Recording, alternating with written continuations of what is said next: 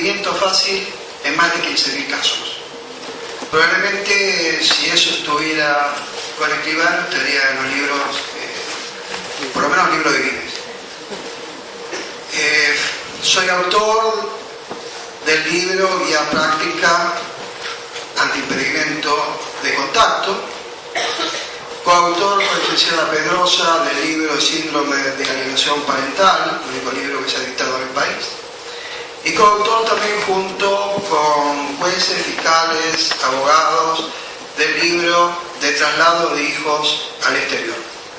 Dirigí el anteproyecto que dio origen a la ley 24270 desde la primera letra hasta el día de su promulgación, charlando con cada uno de los legisladores, diputados y senadores de la Nación. Soy autor del registro de los tutores de vínculo que se presentó en todo el país, que fue sancionado en la provincia de Santa Cruz, en la provincia de Río Negro y como registro de lazos familiares en la provincia de Mendoza. Eso a grosso modo. A la tarde vamos a explayarnos de lo que es las estrategias de vinculante, cómo enfrentarlas y sobre este tema de alienación parental. El ser último en este tipo de mesa a veces es algo que causa oído y otras veces causa caricias. En este caso me causó caricias, me gustó, hubo aportes invalorables. Pero también a veces genera resquemor lo que hablan antes. Me acuerdo de una oportunidad que habíamos dado una conferencia con jueces y se pusieron muy nerviosos porque el último en hablar era yo. Bueno, tengo la costumbre de ver siempre el lado positivo y expresar el lado positivo de las cosas, a veces obviar lo negativo y hacer los aportes que se puedan. Me gustaría que en este pequeño espacio de tiempo de esta mesa, que no sé cuánto tiempo hay, me gustaría que el doctor tenga un poquito de contemplación para esto. Pero a la tarde ya nos vamos a explayar. Hay una serie de temas que me gustaría redondearlos de lo que se habló durante esta mañana. Por ejemplo, el registro de los tutores de vínculo. José, si me permite un segundito, le cuento, recién el lunch va a estar para las 13:15 más o menos, así que le damos el tiempo, porque si no lo mismo vamos a salir, no va a estar la comida preparada. A las 13:15 salimos todos disparados para los... Ahí sí hay una mesa de fiambre, de quesos y ya me olvidé de lunch. Pero recién es hasta las 13:15. El registro de tutores de vínculo ya tuvimos hace unos años atrás en Salta justamente para tratar de impulsarlo, y hace unos cuantos años estuvimos en Salta cuando se promulgó justamente la ley penal 24270 de impedimento de contacto, tras su aprobación a nivel nacional, para charlar acá. Nos pasaron por todos los medios de comunicación y realmente tengo un cariño muy grande a Salta porque aparte es la cuna de la familia de mi actual esposa. Así que me llega mucho a la provincia. El tema del registro de tutores de vínculo, que está sancionada en las 3 provincias que les comenté, Río Negro, Santa Cruz y Mendoza, justamente digo sancionada, porque no digo aplicada. Es uno de los problemas que puede llegar a tener la provincia de Salta si no tiene mucho cuidado en el momento de la sanción y el seguimiento. Por una cosa la sanción y otra cosa que la ponga en vigencia. Las otras provincias que ya la tienen está obstruida en su aplicación como están obstruidos los vínculos de los hijos en todo el país. Así que cuando los legisladores, me hubiera gustado que las diputadas estuvieran presentes cuando decía esto, porque me parece que es muy importante. Nunca fui legislador, pero después de 24 años de estar tan al lado de los legisladores, de trabajar con ellos en un montón de proyectos, de alcanzar algunos y de que defenestraran unos cuantos de invalorable valor, yo creo que vale la pena que sepan con lo que se van a encontrar cuando la ley de registro de tutores de vínculos, que espero que se sancione en Salta, merezca su aplicación correctamente. Y esto es algo muy sencillo. La ley de registro de deudores alimentarios, que está en casi todo el país, en este momento no me acuerdo de las provincias que todavía no lo tienen. La ley de registro de tutores de vínculo es un símil a la de deudores alimentarios. No digo igual, digo un símil. Con una gran diferencia. El deudor alimentario a veces no puede cancelar su deuda por 1000 motivos. El obstruido del vínculo no puede recobrar el vínculo si no es ayudado por la persona que construye y si no es ayudado por el Poder Judicial interviniente. Entonces, es necesaria la ley de registro de tutores de vínculo y es muy simple. No hace falta crear una estructura monumental, sino es adosarla al ente que en este momento está administrando el registro de deudores alimentarios. Simple, tal vez un presupuesto para aumentar la cantidad de personal, que se soluciona también aumentando la cantidad de computadoras. Entonces, si no se aplica, es claro, porque también sufre el síndrome de la obstrucción el registro de tutores de vínculo. Hay otro tema que me gustaría desarrollar ahora, en esta búsqueda de pensar, ¿no? Que me acostumbré a través de los años de tratar de pensar las cosas y muchas veces pensarlas mucho antes de decirlas, porque también fui un padre obstruido hace muchos años. Y cuando uno es un padre obstruido, la palabra le sale de adentro. Entonces, le sale tan de adentro que lo dice con el alma. Entonces, a veces dice cuestiones agresivas, y no son cuestiones agresivas, son cuestiones de impotencia. Entonces, acostumbrarse a pensar es importante para todos, para los padres, las madres, para los abogados, para los psicólogos, para los asesores de menores, para los jueces, para los legisladores, para todos. Acostumbrarse a pensar, tratar de trabajar la objetividad, que es tan difícil en este ambiente de familia, porque la objetividad es lo primero que se pierde tras una separación y lo primero que se pierde cuando se debe decidir lo mejor para los hijos. Me estaba acordando cuando yo veía la platea en este momento, ustedes se acuerdan, todavía está vigente, ¿no? El libro Buscando a Willy. ¿Se acuerdan? Esa figurita, ese personaje perdido en un libro, en una imagen, en un momento dado en un estadio, en otro momento en una multitud en la calle, en otro momento no sé, en diferentes lugares. Entonces había que buscar a Willy. ¿Sí? Entonces yo les voy a decir en este momento que la problemática del tutor de vínculo es una problemática de mujeres, donde intervienen mujeres y que solamente lo pueden resolver mujeres. Y les voy a decir por qué. Yo estoy buscando a Willy en esta platea y solamente veo a 3 caballeros. Si esto lo extrapolamos a cuántos abogados y abogadas intervienen en los casos de familia, estamos probablemente en el mismo porcentual. En jueces o asesores menores estamos en el mismo porcentual. ¿Quién impide el vínculo con los hijos? Es mayoritariamente, y no es una cuestión de género, es pura y exclusivamente una cuestión cultural, el otorgamiento de la tenencia, donde hay mayoritariamente, sin evaluación previa, el otorgamiento a las mamás. Por lo tanto, si una persona es incapaz de ejercer esa tenencia, es incapaz de ejercerla porque no puede ejercerla, no tiene la capacidad, y no por ser mujer, sino porque la gran proporción de tenencias otorgadas de esta forma hace que cuando impiden el contacto mayoritariamente sean mujeres o mayoritariamente sean hombres. Pero ¿qué sucede en el impedimento de contacto? El impedimento de contacto es extensivo. Lo puede sufrir un papá o una mamá, pero se extiende a los abuelos, a los tíos, a los primos, a los nuevos hermanos, a las nuevas parejas, a los amigos, a todos. ¿Por qué? Porque forman clanes. Y estos clanes lo vamos a hablar a la tarde también en lo que es la alienación parental. Entonces, es una problemática de mujeres y lamentablemente las cuestiones de familia y las separaciones está atravesada por una ideología de género que lamentablemente lo tomó como trofeo de guerra. Y le están haciendo un enorme daño a las criaturas y un enorme daño a la sociedad. También vamos a hablar de ese tema porque eso afecta la violación parental. Vamos a hablar a la tarde.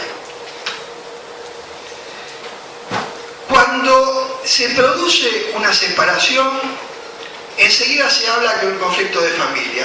La separación de la pareja es un conflicto de pareja, no es un conflicto de familia. Entonces, cuando la pareja se separa, para evitar todas estas cosas que estamos hablando acá, y durante 24 años lo estamos hablando en todos lados, hay que entender desde el principio la situación.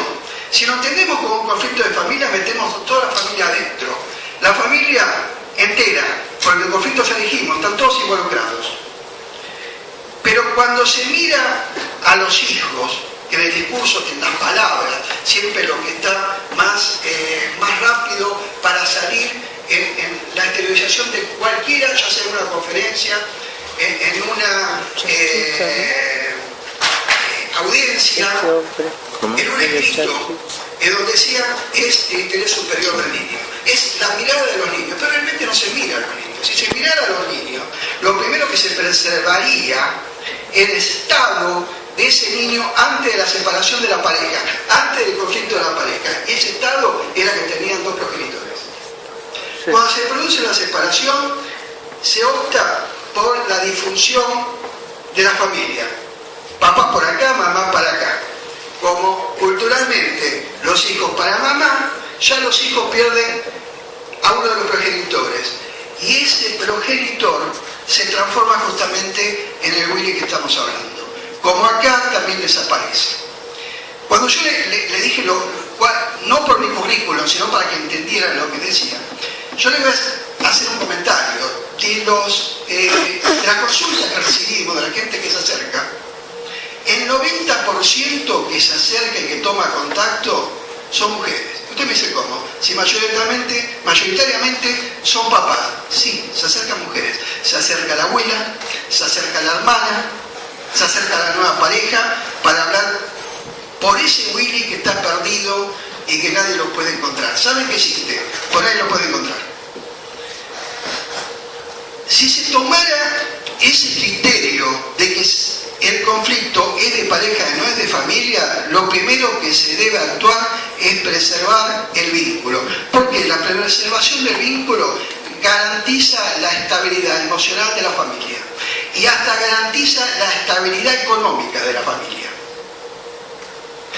Tanto es así que cuando se produce estos impedimentos de contacto y se produce durante años, y acuérdense cuando yo le dije 24 años atrás que habíamos iniciado a padecer.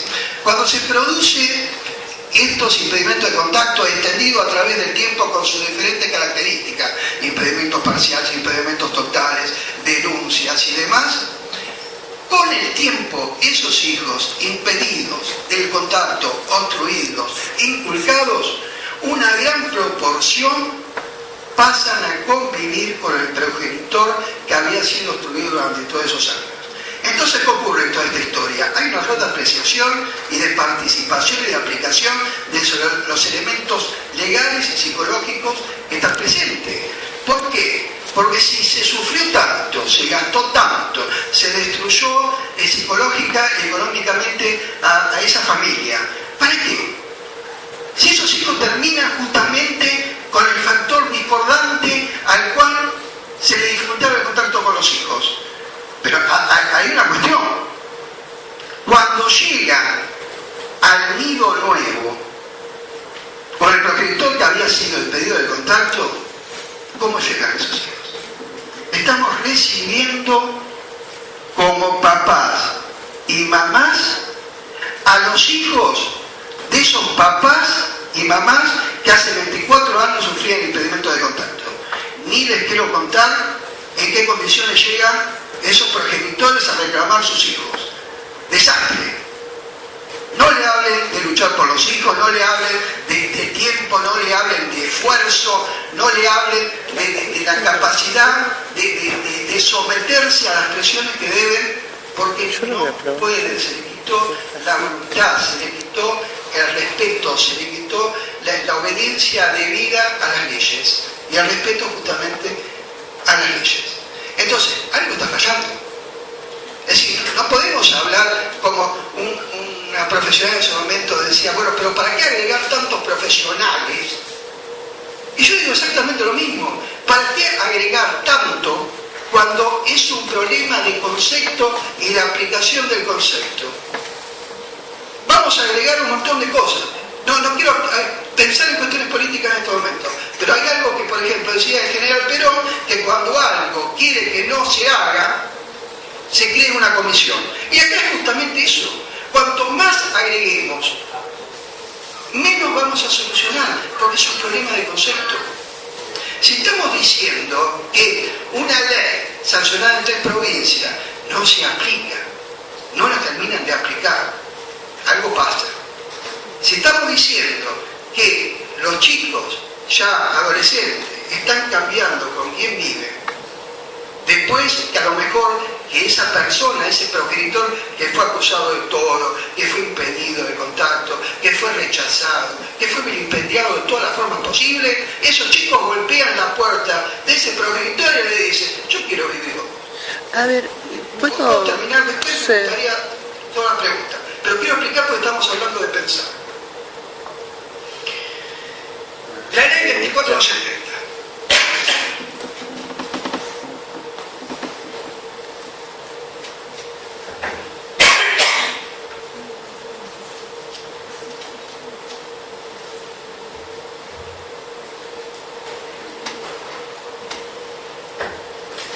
La ley 2470 fue creada justamente para que estas jornadas no se repitieran.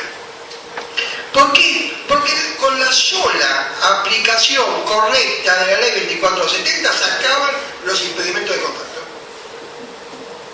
Directamente. No puede ser, después de haber sido sancionada en el año 93, contamos con el dedo de una mano las sanciones, las condenas de esa ley. Son todos inocentes. Los chicos desaparecen, se pide contacto por año, hay juicio, se prueba, hay pruebas contundentes, hay reconocimiento del delito. Se dice que al reconocimiento del delito relevo de pruebas, no sé, a mí me contaron eso. Pero en la 24270 se reconoce el delito, sin embargo no pasa nada. Entonces, ¿qué está ocurriendo? ¿Qué es lo que está mal? Es decir, ¿por qué no nos ponemos a pensar cada uno desde el ámbito donde nos desarrollamos qué es lo que está mal? Desde nuestras funciones, qué es lo que está mal. Porque lo contrario vamos a seguir diciendo lo mismo. Vamos a estar hablando de una ley, la ley de patronato que se derogó hace años para crear una ley nueva que sinceramente no sé quién la conoce y quién la aplica. Buen enunciado hermoso. Derechos humanos, derechos del niño, un montón de cosas que quedan porque hay una situación real.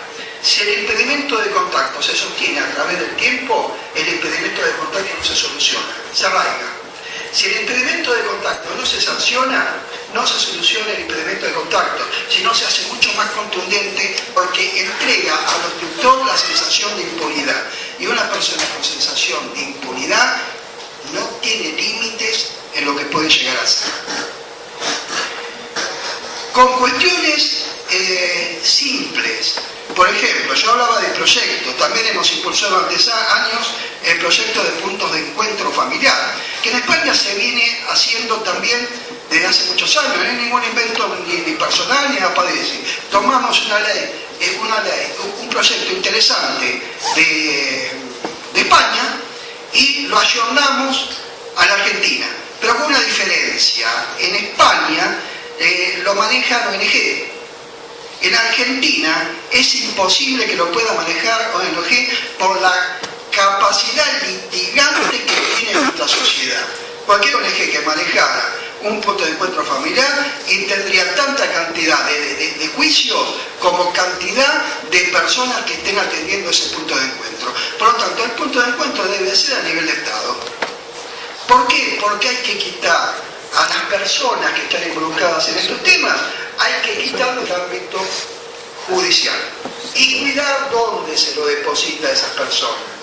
Porque si vamos a cometer los mismos errores de concepto en una creación de un punto de encuentro familiar donde trabajen psicólogos, abogados, asistentes sociales, 5 pedagogos, donde tengan núcleo familiar, donde se controle la visita, donde se puedan hacer pericias, donde se pueda controlar todos los cumplimientos, el desarrollo, cómo va creciendo esa familia.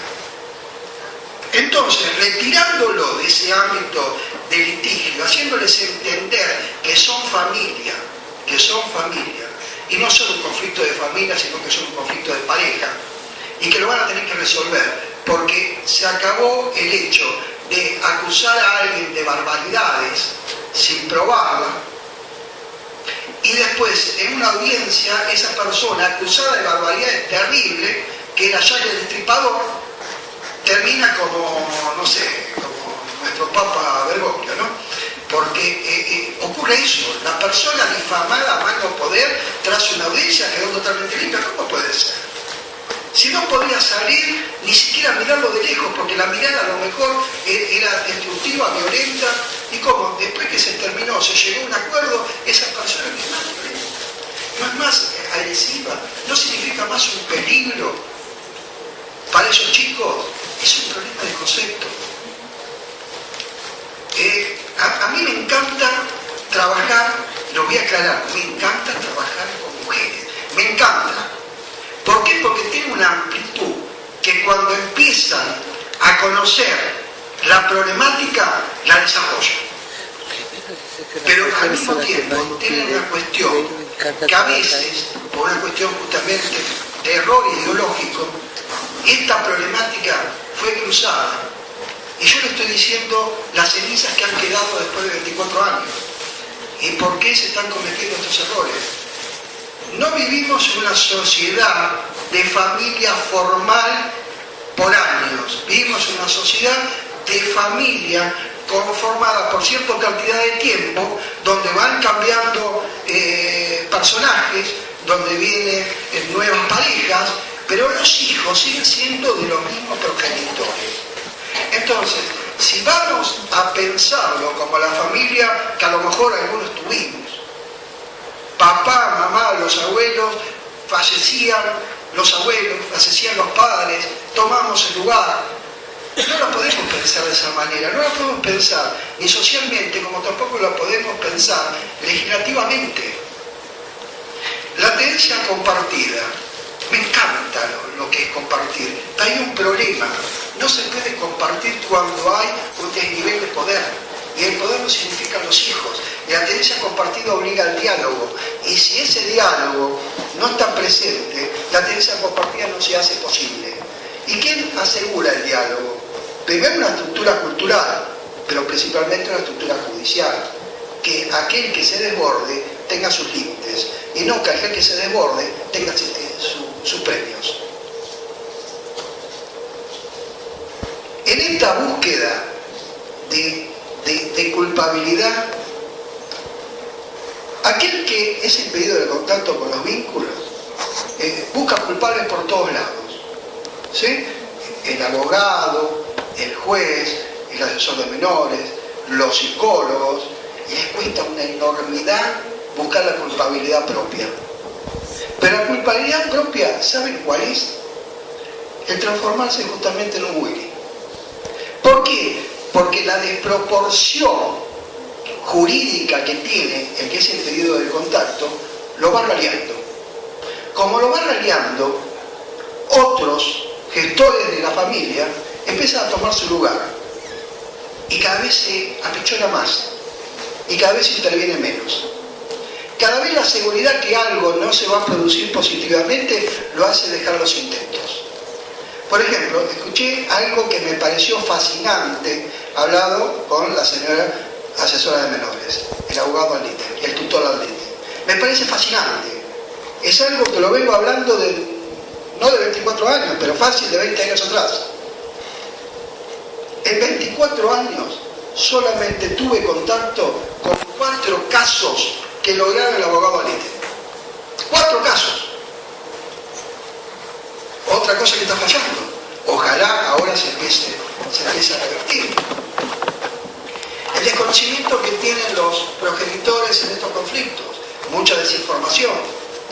¿Cuál es el trabajo? El trabajo a lo mejor a través de este libro de guía práctica. ¿Qué quise hacer? Yo no sé cuánto tiempo un ser humano tiene de vida como considerado ser humano. Yo dije, bueno, en el libro tengo que volcar un montón de experiencias. Un pequeño legado, de experiencias jurídicas, psicológicas, un pequeño legado. La misma gente la padece, mucha gente lo compró. Entonces cuando le pregunto, ¿lo leíste? Sí, ¿cuánto lo leíste? No, yo lo empecé a leer. Hay incapacidad de formación en los progenitores, incapacidad de capacitación, incapacidad de dar un pasito más. El tema de los funcionarios que actúan mal, y no sé, volvemos a lo mismo, es una cuestión de concepto, han cambiado muchas cosas en estos 24 años.